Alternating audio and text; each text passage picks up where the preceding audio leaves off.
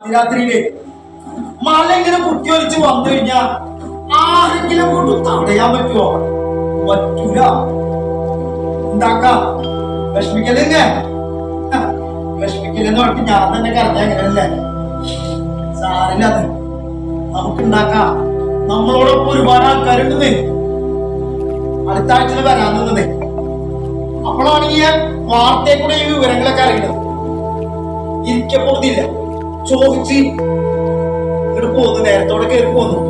എങ്ങനെയെങ്കിലും ചാവാനായാലും സ്വന്തം കൂടപ്പുറപ്പുകളൊക്കെ ചാവലല്ലേ ഏറ്റവും വലിയ സമാധാനം. എല്ലാത്തിന്റെ അവസ്ഥ അങ്ങനെയാണ്. ഗൾഫിലിരിക്കുമ്പേ ഈ വാർത്തകളൊക്കെ ഓരോന്നും കാണുമ്പോണ്ടല്ല നിൽക്കുമ്പോഴുണ്ടാവില്ല. എങ്ങനെയെങ്കിലും വില കൂടി എത്താനുള്ള വെപ്രാളായിരിക്കും. പക്ഷെ ഈ വലുച്ചിട്ടില്ല. നമ്മളെ കാര്യം പിന്നെ കുറെ ദിവസം മുമ്പ് തന്നെ പറഞ്ഞു വെച്ചിട്ടുള്ളതിന്റെ പേരില് ഇതാ ഇത് വലിയ പർച്ചേസ് ഒന്നും നടത്താൻ പറ്റില്ല. കഴിഞ്ഞ വെള്ളിയാഴ്ച പോയപ്പോ ചുമ്മായിട്ട് മടങ്ങുന്ന സമയത്ത് ഒന്ന് രണ്ട് കടയിലൊക്കെ കയറി അവിടുന്ന് കുറച്ച് സാധനങ്ങളൊക്കെ മേടിച്ച്. ശരിപ്പ നിനക്കൊന്നും മേടിച്ചിട്ടില്ലടാ. ഇവിടെ വന്നിട്ട് നമുക്ക് എന്തെങ്കിലും ചെയ്യാം. ഈ കഷ്ടപ്പാട് ദുരിതമൊക്കെ ഒന്ന് തീർന്നിട്ടേ നമുക്ക് എന്താന്ന് വെച്ചാൽ ചെയ്യണ്ട.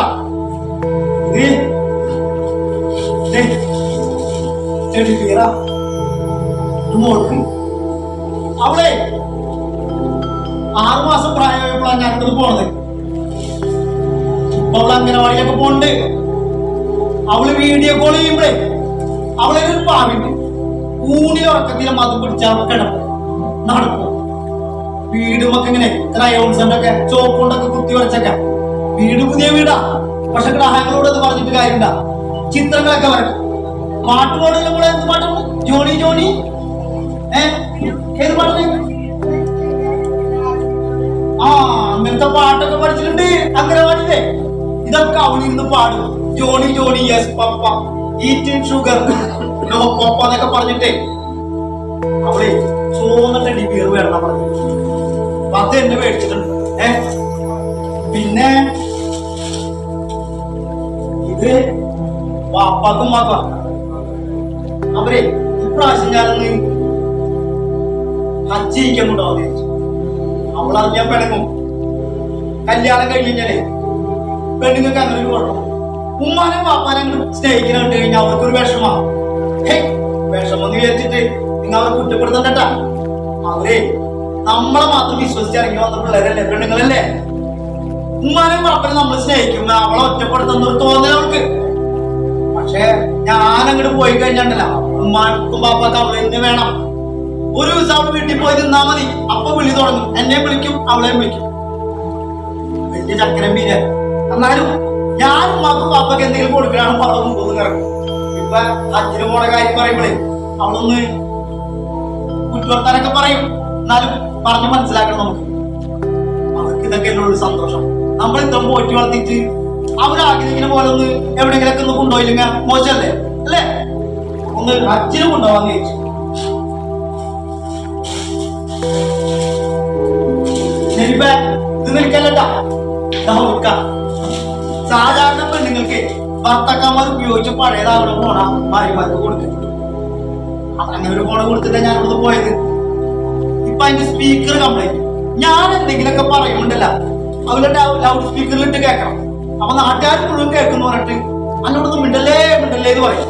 അപ്പൊ ഞാൻ പറഞ്ഞു അപ്പുറത്ത് ജമാലിന്റെ കടയിൽ കൊടുത്തിട്ട് നന്നാക്കാൻ. അപ്പൊ അവള് പറഞ്ഞു എനിക്കൊരു പുതിയ ഫോൺ മതി.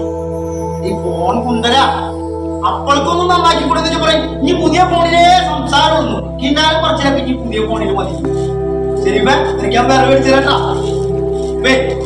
കൊടുക്ക. പിന്നെ പിന്നെ കുറച്ച് ക്രയോൺസ് കുറച്ച് സാധനങ്ങളൊക്കെ ഉണ്ട്. ശരി അവർ വിളിക്കുന്നേ എന്റെ മോളൊന്ന് കാണാനായിട്ട് കൊത്തിയായിട്ടാ. എന്ത് മെമ്പർ പറ്റിയതാ? എന്റെ ഉമ്മനെ പാപ്പനെ കാണാൻ എന്തെങ്കിലും മെമ്പർ ക്യാമ്പിൽ അങ്ങനെ നിയമൊക്കെ ഉണ്ടാ? ആയിക്കോട്ടെ മെമ്പർ പറ്റേ മെമ്പർ പറ്റട്ടാ. മെമ്പർ വന്നിട്ട് പോയത് വന്നാ മെമ്പറെ എന്തൊക്കെ നിയമങ്ങളാ? എന്റെ ഉമ്മനെ പാപ്പനെ കാണാനായിട്ട് ക്യാമ്പിന് വേണ്ടി നിയമങ്ങളൊക്കെ വെച്ചാ എന്താ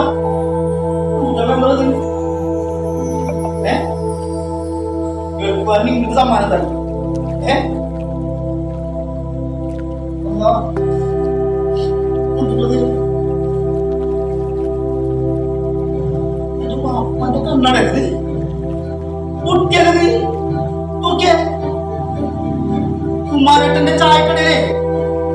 പേപ്പർ വായിക്കാൻ പോയി 2 മണിക്കൂർ പിടിക്കും. എല്ലാ അക്ഷരവും പറക്കി തിന്നിട്ടാ വരുമെന്ന് പറഞ്ഞ് ഉമ്മ എപ്പോഴും കംപ്ലൈന്റ് പറയും. നോക്കി ബിബിനെ, ഇത് പൊട്ടിയല്ല. എന്റെ വാപ്പ എങ്ങനെ പത്രം വായിക്കേ? ശങ്കരേട്ടാ, ശങ്കരേട്ടൻ പോയാ? ശങ്കരേട്ടന്റെ കടയിൽ പോയാ? എല്ലാം കുത്തിവെച്ച് പോയാ? അല്ല, എന്റെ വാപ്പിങ്ങനെ പേപ്പർ വായിക്കേ? ഇതെന്തുട്ടാ? ഉമ്മാന്റെ പ്രഷറിന്റെ വളല്ലേ തേഞ്ഞ് നെഹൊക്കെ കെട്ട്. ഞാൻ പറഞ്ഞ ഊരിക്കളയാൻ പറഞ്ഞപ്പ ഉമ്മ പറയാ നീ ചാവ് ഊരിയാ മതിന്ന്. ആങ്ങളെ ഗൾഫിൽ പോയപ്പോ സമ്മാനിച്ചതാണേ. പ്രഷറിന്റെ വളം നിട്ടാ പ്രഷർ മാറില്ല ഞാൻ കുറെ പറഞ്ഞു നോക്കി. പക്ഷെ ഉമ്മക്ക് എന്തായാലും എന്തിനാ ഇത് ഊരി തന്നത്? എന്റെ ഉമ്മാന്റെ പ്രഷറിന്റെ വളത്തിന് ഊരി തന്നത്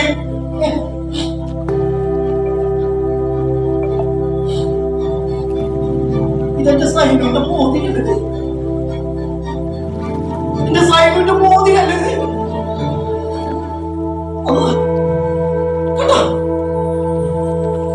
ഞങ്ങളെ പ്രേമത്തിലായിരിക്കുന്ന സമയത്ത് ഞാൻ എന്റെ ഉമ്മാനോടും പാപ്പനോടും പറഞ്ഞേ ഒന്ന് വീട്ടിൽ പോയിട്ട് കല്യാണം ആലോചിക്കാൻ. അപ്പൊ ഉമ്മയും പാപ്പയും പറഞ്ഞ് എടാ നിനക്ക് കൂലി മേലില്ലാത്തല്ലേ, നിനക്ക് ആര് പെണ്ണേരെന്ന് ചോദിച്ചു.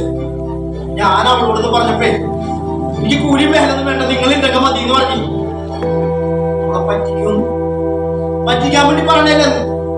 അങ്ങനെ അവളെ ബോധ്യപ്പെടുത്താൻ വേണ്ടിട്ടേ നമ്മുടെ സഹാദിന്റെ കടയിൽ നിന്ന് സ്വർണ്ണമല്ലട്ടാ വെള്ളിയ വെച്ചെന്തൊക്കെയാണ് 2 മോതിരം ഒരെണ്ണത്തും എന്റെ പേര് എഴുതി അവൾക്ക് ഇട്ട് കൊടുത്ത്